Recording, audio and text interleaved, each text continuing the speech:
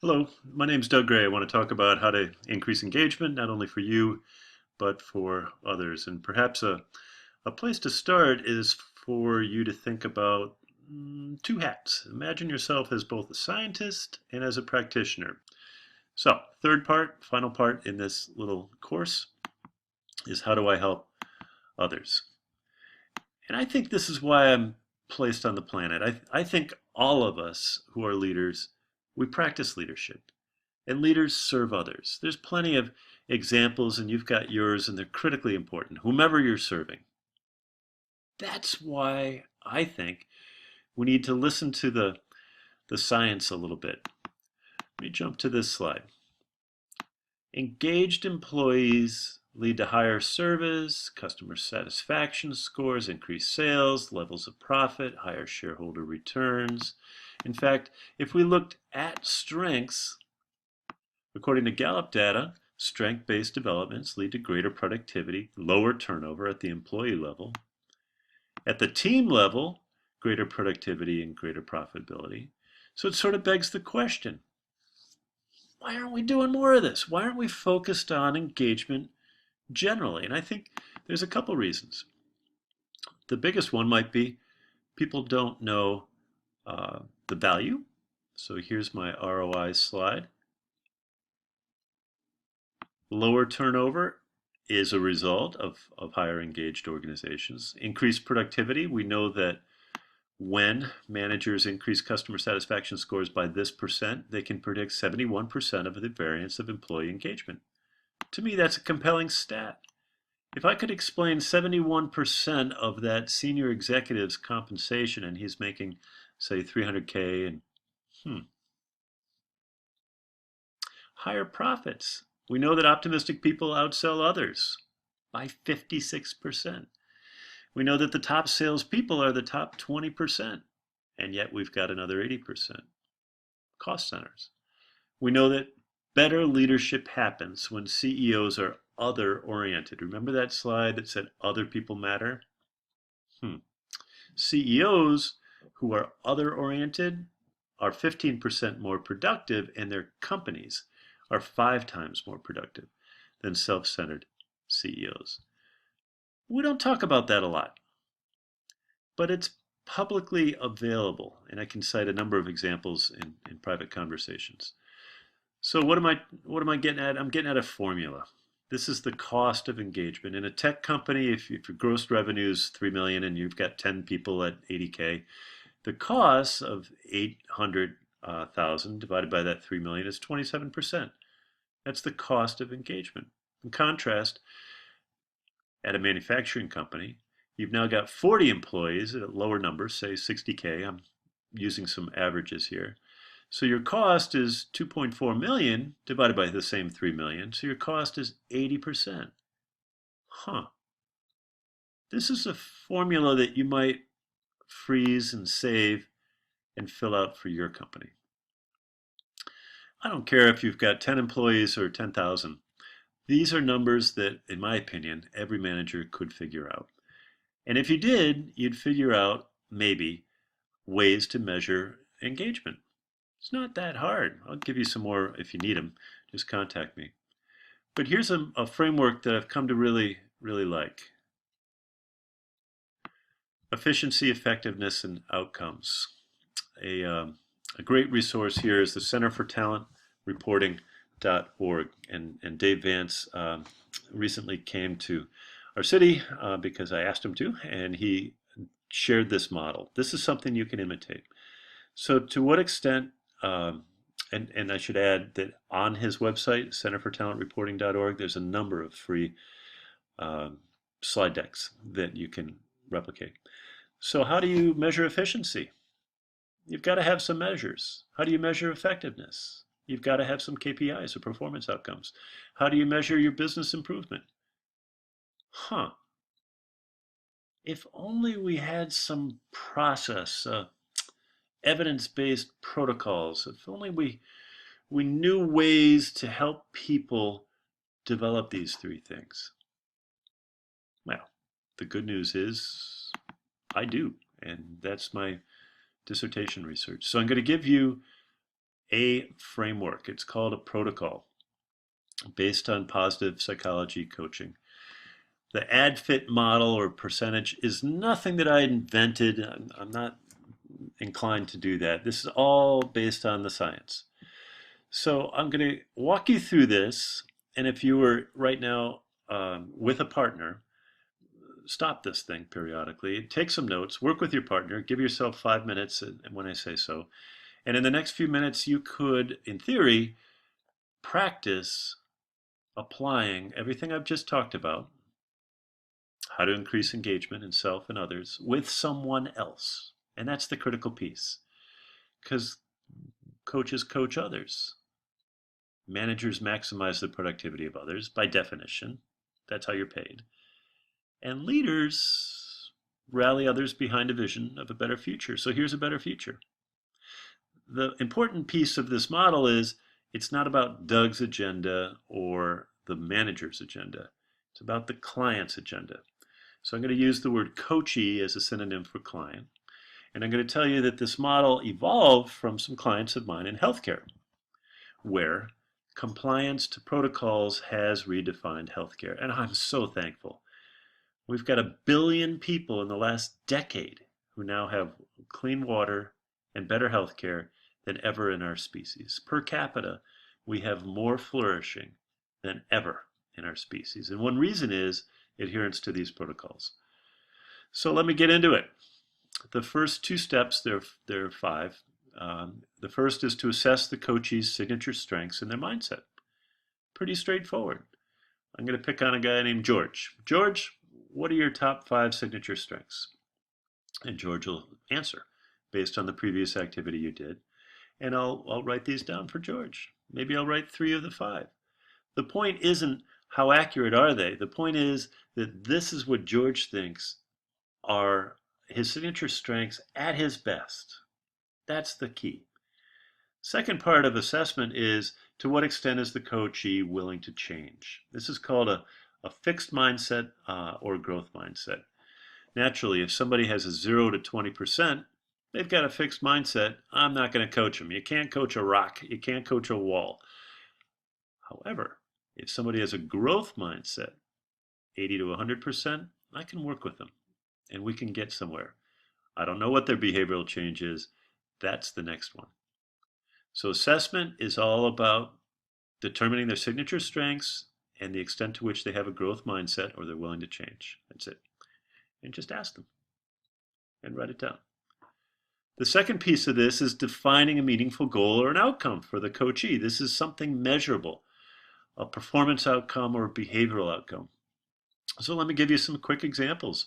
A behavioral outcome could be, for instance, I don't get along with this person. I should get along with this person. So I need to learn to wait 5 seconds before speaking so that I use my prefrontal cortex and I say the right things, even if I'm in a heated engagement conversation with that person. That's an example of a behavioral change. A performance outcome could be something like, I need to get this project done on time and under budget so that this manager's delighted and this client's delighted and I get my bonus. That's a performance outcome. So pause this if you need to now, work with somebody if you need to now, and complete these 2 steps, because they'll remain true if you're a manager with each of your direct reports or a coach with each of your clients. They'll remain true for each of them, each of the following sessions. So I'm going to pause, invite you to pause, and here's the next step of this model. ADFIT.